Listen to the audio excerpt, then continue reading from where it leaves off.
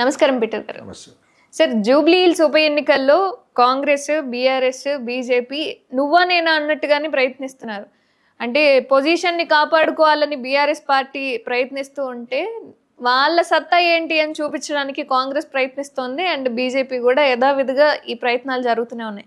అయితే ఇప్పుడు జూబ్లీ హిల్స్లో ఎవరు గెలుస్తారని అనుకుంటున్నారు? ఎవరు గెలిస్తే ప్రజలకు మంచిదని ఆశిస్తున్నారు? ప్రజెంట్ ఆలోచన చేస్తే అండి, గ్రౌండ్ రిపోర్ట్ మనం చూస్తూ ఉంటే బీఆర్ఎస్ కనబడతా ఉంది. ఎందుకంటే గోపీనాథ్ గారు కొన్ని ఏవైతే సేవా కార్యక్రమాలు డెవలప్మెంట్ చేస్తారో వారికి కొంతమంది అభిమానంగా ఉన్నారు చాలామంది. సో గ్రౌండ్ రిపోర్ట్ ఎక్కువగా ఆలోచన చేస్తే 70% ఆఫ్ ద ఓటింగ్ టీఆర్ఎస్కి కనబడతా ఉంది. ఎందుకంటే క్యాడర్ కూడా మొత్తం ఇక్కడ మనం చూస్తుంటే టీఆర్ఎస్ఏ ఉంది. నవీన్ యాదవ్ని మనం ఆలోచన చేస్తుంటే నవీన్ యాదవ్కి క్యాడర్ అనేది బాగా తక్కువ ఉంది. ఆయన చూపెట్టుకుంటూ ఉన్నాడేమో మీడియాలో చాలామంది నా వెనకాల ఉన్నారని చెప్పి. ఆంధ్ర నుంచి, తెలంగాణ నుంచి, దాంతో కర్ణాటక నుంచి, బీదర్ నుంచి చాలామంది జనాలు వస్తూ ఉన్నారు. ఆ జనాలు మొత్తము వెనకాల కనబడుతూ ఉన్నారు, కానీ వాళ్ళకి ఓటు హక్కు లేదుగా. ఓటేసేవారు ఎవరు? ఇక్కడ లోకల్గా ఉండేవారు ఓటేస్తారు. ఎక్కడి నుంచో ఆంధ్ర నుంచి, బీదర్ నుంచి, కర్ణాటక నుంచి బయట.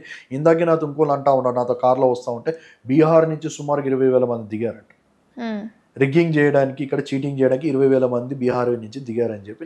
రిగ్గింగ్ చేయడానికి, చీటింగ్ చేయడానికి ఇన్ని ప్రచారాలు ఎందుకు చేయాలి? ఇంతగానో ఎందుకు మాట్లాడాలి? ఇదంతా ఎండింగ్కి వచ్చినప్పుడు కదా మీకు ఎద్ద ఎండ్ మనకి ఎన్ని ఓట్లు పడ్డాయి అనేది ఇంపార్టెంట్. ప్రచారం చేయకుండా అయితే నువ్వు ఉండలేవు. ఖచ్చితంగా నువ్వు ప్రజలు దీని రూట్ ఇది పోతూనే ఉంటుంది. చివరికి వచ్చినప్పుడు కనిపించకుండా తెర వెనకాల చేయాల్సిన కార్యక్రమం, నువ్వు గెలవడానికి చేయాల్సిన కార్యక్రమాన్ని నువ్వు చేస్తావు. ఇప్పుడు కూడా నేను చూస్తూ ఉంటే నాకు తెలిసిన వాళ్ళే కొంతమంది ఇంట్లో పండుకున్న వాళ్ళ దగ్గర రావట్లే, వాడు ఓటు వేయట్లేదు, వాళ్ళ దగ్గర పోయి వాడికి 3,000 ఇచ్చి వాడిని ఎత్తుకొని తీసుకొచ్చి ఓటు వేపిస్తారు. తీసుకొచ్చి ఓటీపీ ఇచ్చే పరిస్థితులు నేను చూసాను. డబ్బులు ఇచ్చి వాడిని తీసుకువాడు రాండ్రా మొర్రా ఇంట్రెస్ట్ లేదంటే కూడా వాడికి డబ్బులు ఇచ్చి 3,000 వాడిని తీసుకొని వచ్చి బండి మీద తీసుకొని వచ్చి పిక్ అండ్ డ్రాప్ సర్వీస్ కూడా జరుగుతాం. దాంతో ఇప్పుడు ఇంకో ఆయన చెప్తా ఉన్నా, ఒక 20,000 మంది బీహార్ నుంచి దిగి ఉన్నారు, మొత్తం ఇప్పుడు రిగ్గింగ్ జరగబోతుంది ఆఫ్టర్ 5 o'clock 6 o'clock అని వారు చెప్తా ఉన్నారు. సో గ్రౌండ్ రిపోర్ట్ మనం చూస్తే అండి, బీఆర్ఎస్ కొన్ని మంచి పనులు చేసి డెవలప్మెంట్ చేసింది కాబట్టి ఆబ్వియస్లీ బీఆర్ఎస్కి అవకాశం ఉంది. కానీ ఎవరు గెలుస్తారంటే obviously Congress is the higher hand. అంటే మీ దృష్టిలో ఏంటి? ఇప్పుడు రిగ్గింగ్ చేసి, చీటింగ్ చేసి కాంగ్రెస్ గెలుస్తుంది అంటే ఇప్పుడు ఎన్నికల కమిషన్ సైలెంట్ గా ఉంటుందంటారా? ఎలక్షన్ కమిషన్ ఎవరి చేతిలో ఉందండి? సెంట్రల్ చేతిలో ఉంది. సెంట్రల్ ఎవరి చేతిలో ఉందండి? రేవంత్ రెడ్డి గారి చేతిలో ఉన్నారు. రేవంత్ రెడ్డి గారు బీ టీమ్ ఆఫ్ మోడీ గారు అని చెప్పి అందరికీ తెలుసు. అది రేవంత్ రెడ్డి గారు చంద్రబాబు గారి యొక్క శిష్యుడు. చంద్రబాబు గారు ఎవరికి అలయన్స్ లో ఉన్నారంటే మోడీ గారితో అలయన్స్ లో ఉన్నారు. చంద్రబాబు గారు రాంగ్ స్టెప్ వేసినట్టు మోడీ గారు దిగిపోవచ్చు. కాంగ్రెస్ అక్కడ ఇప్పుడు మీకు సెంట్రల్ లో కూడా కాంగ్రెస్, బీజేపీ ఖచ్చితంగా నెగిటివ్, 2 షేడ్స్. ఎందుకు వీళ్ళు సపోర్ట్ చేస్తున్నారు అనుకుంటున్నారు? జస్ట్ చంద్రబాబు నాయుడు గారిని పాయింట్ చేస్తున్నారు ఇక్కడ. ఇప్పుడు ఎలక్షన్ విషయంలోకి మనకి మీరు అన్నట్టు ఈసీ విషయంకి వచ్చినప్పుడు ఇక్కడ గెలుపు ఇంపార్టెంట్ కాబట్టి రాహుల్ గాంధీ ఎందుకు ఇన్వాల్వ్ అవుతాడు ఇక్కడ? Why central will involve in this? నువ్వు ఏమైనా చేసుకో, తల కింద పెట్టి కాలు పైన పెట్టి ఏదైనా చేయి, జూబ్లీ హిల్స్ గెలిపించు అంటారు. నువ్వు చీటింగ్ చేస్తావా, రిగ్గింగ్ చేస్తావా, మోడీ కాలు పట్టుకుంటావా, ఈసీ కాలు పట్టుకుంటావా, రేవంత్ రెడ్డి నువ్వు ఏమనొచ్చే మొత్తానికి నాకు జూబ్లీ హిల్స్ గెలవాలి. జూబ్లీ హిల్స్ గెలవలేదా నెక్స్ట్ కోమటి రెడ్డో, నెక్స్ట్ లేకుంటే వెంకటరెడ్డో, లేకుంటే ఇంకెవరో బట్టియో ఎవరో ఒకరు కూర్చుంటారు అనేది ఓపెన్గా చర్చ జరుగుతూ ఉంది, ఓపెన్గా రూమర్ జరుగుతూ ఉంది. సో 110% ఇక్కడ రౌడీజం ఆల్రెడీ బోరబండ చూస్తూ ఉన్నాం కదండి. సునీత గారి పొద్దున ఇంటర్వ్యూ చూస్తుంటే అక్కడ రౌడీజం జరుగుతూ ఉంది. అక్కడ ఉన్న కొంతమంది కొడుతున్నారంట, బెదిరిస్తున్నారు, చంపుతామంటున్నారు. ఇంకో కొంతమంది ఏమో నీ రేషన్ ఏమంటారు కట్ చేస్తాము, నీ పెన్షన్ కట్ చేస్తాము అని అట్లా బెదిరించేవారు కొంతమంది బెదిరిస్తూ ఉన్నారు. డైరెక్ట్ బెదిరించేవారు బెదిరిస్తూ ఉన్నారు. డైరెక్ట్గా కేసులు అయితేనే ఉన్నాయి. ఏదో రకంగా భయపెట్టో, మబ్బ పెట్టో, పైసలు ఇచ్చో ఏదో కార్యక్రమం చేసి గట్టెక్కాలని చూస్తూ ఉన్నాడు Revanth Reddy. So as of status మనం చూస్తూ ఉంటే ఖచ్చితంగా ఇక్కడ చీటింగ్ చేసైనా, రిగ్గింగ్ చేసైనా కాంగ్రెస్ గెలవాలని చెప్పి చూస్తాం. నార్మల్ ఏ ఒక్క ప్రభావం లేకుండా మనం ఎలక్షన్ చూస్తూ ఫెయిర్ ఎలక్షన్ ఖచ్చితంగా బీఆర్ఎస్కి ఇక్కడ మాత్రం 70% ఆఫ్ ద ప్రజలు మద్దతు ఇస్తూ ఉన్నారు. సో ఖచ్చితంగా బీఆర్ఎస్ గెలుస్తుంది అంటారు 100%. సో ఒకవేళ రిగ్గింగ్ చేస్తే, ఎలాంటి లేకుండా ఉంటే, ఇవన్నీ లేకుండా ఉంటే ఖచ్చితంగా బీఆర్ఎస్ కి ఎక్కువ అవకాశాలు ఉన్నాయి. అంటే నేను విన్న దాని ప్రకారం అంటే గ్రౌండ్ రిపోర్ట్ లోనే నవీన్ యాదవ్ గారికి ఎక్కువ మద్దతు ఉంది. లైక్ యువత అందరూ కూడా ఆయనకు సపోర్ట్ చేస్తున్నారు, సినీ కార్మికులు అందరూ కూడా ఆయనకు సపోర్ట్ చేస్తున్నారు అన్న పర్సంటేజ్ లో. ఏం చేశాడని చెప్పి సపోర్ట్ చేయాలని చెప్పని నా ప్రశ్న ఫస్ట్. ఇప్పుడు మాగంటి గోపినాథ్ అని ఒక వ్యక్తి చనిపోయారు కాబట్టి ఆయన గురించి మనం మాట్లాడకూడదు ఎస్ అ రెస్పెక్ట్. ఆయన కొన్ని మంచి పనులు చేస్తారు. ఇప్పుడు నేను వస్తుంటే కూడా రోడ్ల మీద సీసీ రోడ్లు వేస్తుంటే కూడా it's inaugurated by Maganti Gopinath అని చెప్పి కనబడుతుంది. ఇప్పుడు మనం అక్కడ బ్రిడ్జ్ కనబడుతుంది, జూబ్లీ హిల్స్ నుంచి కనెక్టింగ్ ఏదైతే ఉందో ఆ బ్రిడ్జ్, పెద్ద బ్రిడ్జ్, ట్రాఫిక్ని మొత్తం క్లియర్ చేస్తాం. ఏ కార్యక్రమాలు ఈ 3 టర్మ్స్లో డెవలప్మెంట్స్ జూబ్లీ హిల్స్లో జరిగినాయంటే మాగంటి గోపినాథ్ గారి నుంచే. మళ్ళీ నవీన్ యాదవ్ అనే వ్యక్తి ఏం చేసి ఉన్నాడు, ప్రజలకు ₹1 అయినా ఇచ్చి ఉన్నాడా? నిన్నే మనం ఒక వీడియో చూస్తుంటే ఒక ఆయన ఎక్కడికి పోలో అర్థం కాక ముసలైన టీఆర్ఎస్ భవన్లోకి పోయి ఒక లేడీతో పంచుకుంటా ఉన్నాడు. నా ఒక ఇల్లుని ఆక్రమించి ఉన్నారు, నాతో బలవంతంగా సైన్లు పెట్టించుకొని ఉన్నారు, ఫోర్జరీ చేస్తే నేను ఫోర్జరీ కేసు పెట్టానని చెప్పి అంటా ఉన్నాడు. ఇంకోటి ఇక్కడ ఒకటి తోట అని చెప్పింది వాళ్ళ ఇంటి ఎదురుగా, సుమారుగా 3 acres 4 acres, దానికి మొత్తం వాల్స్గా బ్లూ కలర్ షీట్స్ పెట్టేసి కబ్జా చేసింది ఎవరంటే మనుషులు పెట్టి. ఎక్కడ చూసినా నవీన్ యాదవ్ అనే ఒక వ్యక్తి కబ్జాలు చేసినట్టుగా, బెదిరించినట్టుగా, దోచుకున్నట్టుగానే క్లియర్గా గ్రౌండ్ రిపోర్ట్ కనబడతా ఉంది.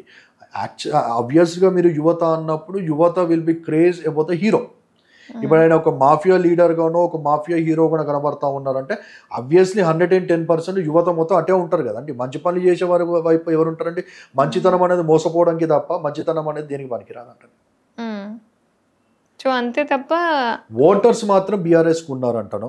మేబీ మీరు అన్నట్టు యువత ఈ ఒక స్క్రాప్ ఏదైతే ఉందో తెలంగాణ మొత్తం స్క్రాప్ మొత్తం నవీన్ యాదవ్ చుట్టూ ఉన్నారు. అంటే నా ఉద్దేశం ఏంటంటే ఇండిపెండెంట్ గా ఉన్నప్పుడు ఆయన సెకండ్ పొజిషన్ లో ఉన్నప్పుడు, ఇప్పుడు ఆల్రెడీ పార్టీ సపోర్ట్ ఉంది, ఎంఐఎం సపోర్ట్ ఉంది, ఇంత సపోర్ట్ ఉన్నప్పుడు, ఇంతమంది మద్దతు ఆయనకు ఉన్నప్పుడు ఎందుకు చీటింగ్ రిగ్గింగ్ అనేది చేయాలి? ఎంఐఎం అనేది ఏ ఎండగా గొడగండి. ఎంఐఎం ఎక్కడ ఎండ వస్తే, ఎక్కడ వర్షం పడితే అక్కడ గొడవ పెట్టుకుని నిలబడే క్యాండిడేట్. కొన్ని రోజులు టీఆర్ఎస్తో ట్రావెల్ చేసింది. ఇప్పుడు ఇది ప్రభుత్వంలో కాంగ్రెస్ వచ్చింది కాబట్టి కాంగ్రెస్తో ఎంఐఎం ట్రావెల్ చేస్తూ ఉంది. ఈ రోజు ఎంఐఎం ఎందుకు సపోర్ట్ చేస్తూ ఉందంటే ఎంఐఎంకి సంబంధించిన ఆస్తులు కానీ, ఎంఐఎంకి సంబంధించిన ఏవే ప్రాపర్టీస్ అవన్నీ హైడ్రా దాని జోలికి రావద్దని చెప్పే కదా ఎంఐఎం ఈరోజు సైలెంట్గా పోటీ చేయకుండా నవీన్ యాదవ్కి సపోర్ట్ చేస్తూ ఉంది. ఎంత సపోర్ట్ చేసినా కానీ రేవంత్ రెడ్డి అనే వ్యక్తి ఈజ్ అ ఫెయిలియర్ కదండి, క్లియర్గా కనబడతా ఉంది. పేదల కడుపు మీద కొడతా ఉన్నాడు. అదే ఎంఐఎం మీరు అన్నారు కాబట్టి ఎంఐఎం ఓఐసీకి సంబంధించి ఏదో కాలేజు ఆ ఒక లేక్ పైన ఉందో చెరువు మీద, దాన్ని ఎందుకు కూలగొట్టలేదంట?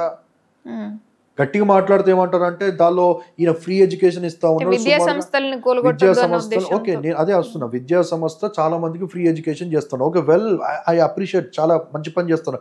కానీ అక్కడ మిస్ అవుతున్న పాయింట్ ఏంటంటే హైడ్రాని నువ్వు పెట్టింది దేనికోసం అని అంటే నీ సేఫ్టీ కోసం.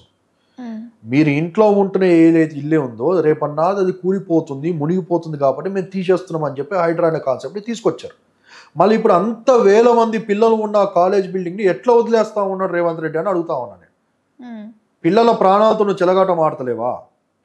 రేపన్నాడు అది మొత్తం కింద నీళ్లు మొత్తం జమాయించుకోవి, మొత్తం కింద కొట్టేసి ఒకటేసారి టకేమని చెప్పి కాలేజ్ కూలిపోయింది అనుకోండి, మొత్తం పిల్లలు మొత్తం వాళ్ళకి వెళ్ళిపోరా?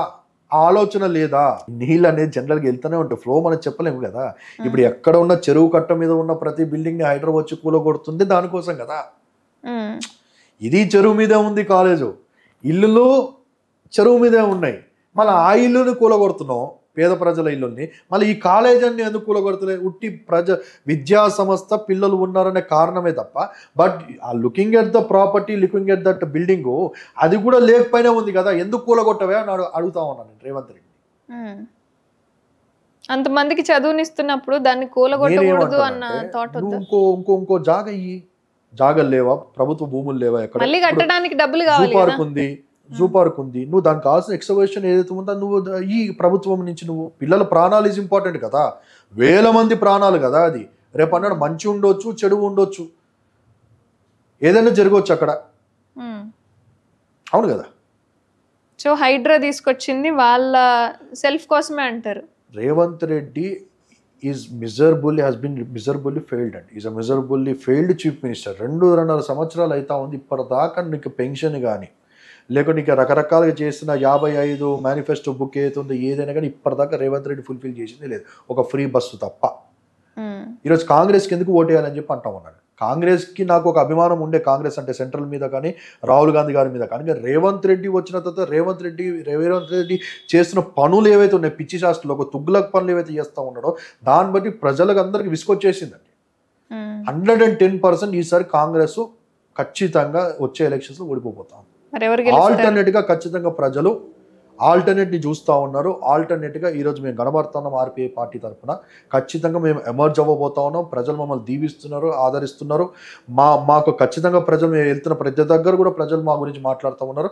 110% వచ్చే 2 సంవత్సరాల్లో ఆర్పీఐ పార్టీ మేము ఖచ్చితంగా గవర్నమెంట్ ఫామ్ చేయడానికి ప్రయత్నిస్తాం. సో ఇప్పుడైతే కాంగ్రెస్ రాదు, బీఆర్ఎస్ వచ్చే ఛాన్స్ ఎక్కువ ఉన్నాయి. బీఆర్ఎస్ ఉంది కానీ బీఆర్ఎస్ వద్దనుకోని కదా కాంగ్రెస్ని మనం ఎన్నుకున్నాం. ఇప్పుడు కాంగ్రెస్ కూడా ఫెయిల్ అయినప్పుడు మళ్ళీ బీఆర్ఎస్కి ఎందుకు పోతాం? ఆల్టర్నేట్ లేకపోతే పోతారు ప్రజలు. ఇప్పుడు ఆల్టర్నేట్గా మేము ఉన్నాం కదా అంటాం. మేము ఖచ్చితంగా అవకాశం ఇవ్వమని చెప్పి అంటాం. మేము ఒక దళితులకి లేక ఒక మైనారిటీకి ఒకప్పుడు మనం ఆలోచన చేస్తాండి. మైనారిటీగా ఒక క్రిస్టియన్గా ఉన్న రాజశేఖర్ రెడ్డి గారిని మనం చూస్తే, వైఎస్ఆర్ గారిని, ఆయన అద్భుతమైన కార్యక్రమాలు చేశారండి. ఈరోజు అలాగే ఎగ్జాంపుల్ చెప్తున్నానండి. ఇప్పుడు ఆయన ఒక మైనారిటీగా మనం చూస్తూ ఉంటే రాజశేఖర్ రెడ్డి గారు ఆయన ఒక అద్భుతంగా చేస్తారు. ఇప్పుడు నేను కూడా అలాగే ఒక మైనారిటీగా ఉన్నాను ఇక్కడ. మా పార్టీ నుంచి మాకు కూడా అవకాశం వస్తే మేము కూడా we're going to do a wonders, we're going to do a miracles. మాకు ఫ్రీ బస్ వద్దా అంటా ఉన్నాం, మాకు ఫ్రీ మెడిసిన్స్ కావాలంటా ఉన్నాం, మాకు ఫ్రీ బస్ వద్దా అంటే మాకు ఫ్రీ ఎడ్యుకేషన్ కావాలని చెప్పి అంటా ఉన్నాం. ఈ ఏవైతే ఇప్పుడు గవర్నమెంట్కి సంబంధించిన ఏవైతే ఎక్స్పెండిచర్స్ ఉన్నాయో అవన్నీ కట్ డౌన్ చేయమని చెప్పి అంటా ఉన్నాం. ఫ్రీ బస్సు వల్ల ఎవరికంటే లాభము? నువ్వు ఫ్రీ ఎడ్యుకేషన్ ఇవ్వని చెప్పి అంటాం. దేశం కావాల్సిన ఫ్రీ ఎడ్యుకేషనే కదా, ఫ్రీ మెడిసిన్ కదా, మరి కావాల్సిన హాస్పిటల్స్ కావాల్సిన ఫ్రీ ఇవి కదా. సో ఖచ్చితంగా మేము వచ్చే రోజుల్లో దాని మీద మాట్లాడతాం, దానికోసం ఫైట్ చేస్తాం. We're going to emerge as a alternate party.